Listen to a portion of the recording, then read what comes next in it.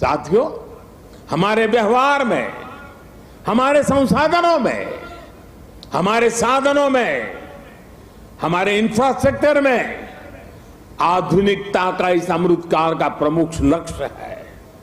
साथियों, जब हम इंफ्रास्ट्रक्चर की बात करते हैं तो अधिकतर लोगों के मन में पहली तस्वीर सड़कों या फ्लाईओवर की हो जाती है, लेकिन आधुनिक होते भारत में इंफ्रास्ट्रक्चर का विस्तार उससे भी बहुत बड़ा है, उसके बहुत पहलू है।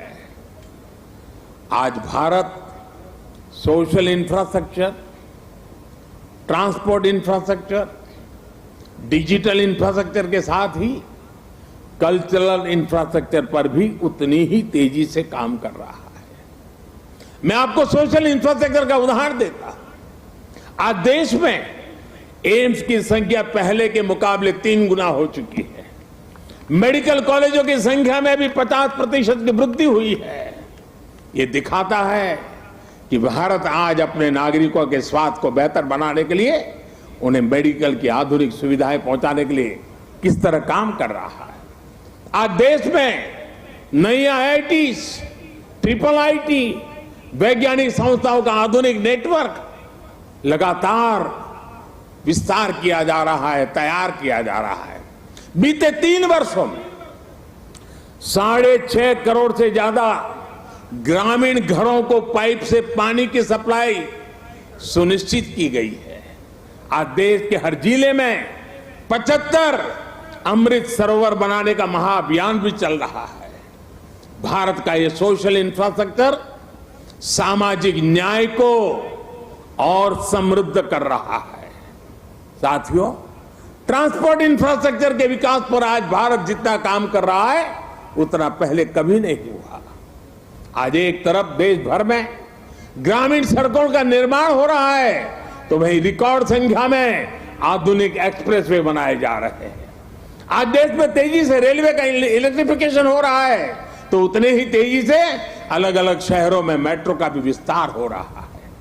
आज देश में अनेकों नए एयरपोर्ट बनाए जा रहे हैं तो वाटरवे की संख्या में भी अभूतपूर्व वृद्धि की जा रही है।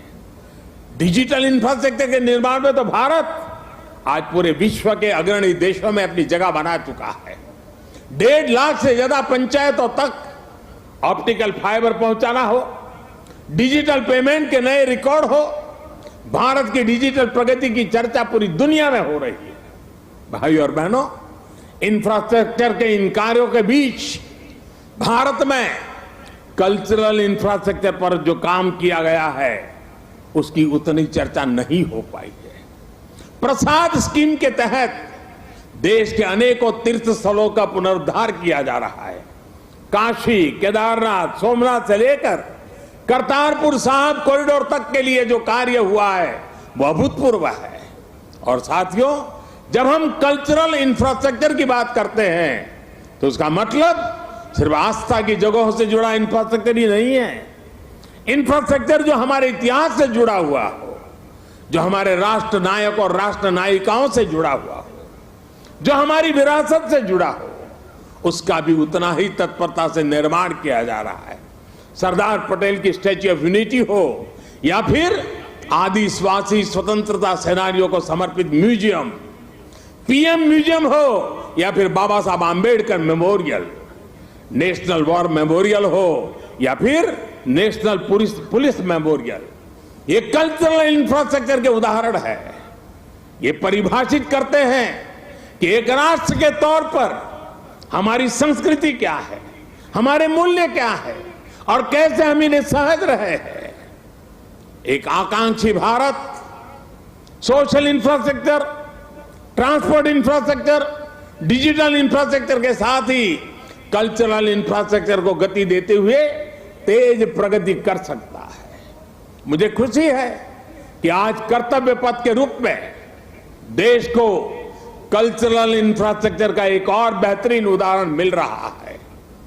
आर्किटेक्चर से लेकर के आदर्शों तक आपको यहां भारतीय संस्कृति के दर्शन भी होंगे और बहुत कुछ सीखने को भी मिलेगा। मैं देश के हर नागरिक का आह्वान करता हूं, आप सभी को आमंत्रण देता हूं, आइए इस नवनिर्मित कर्तव्य पथ को आकर देखिए। इस निर्माण में आपको भविष्य का भारत नजर आएगा।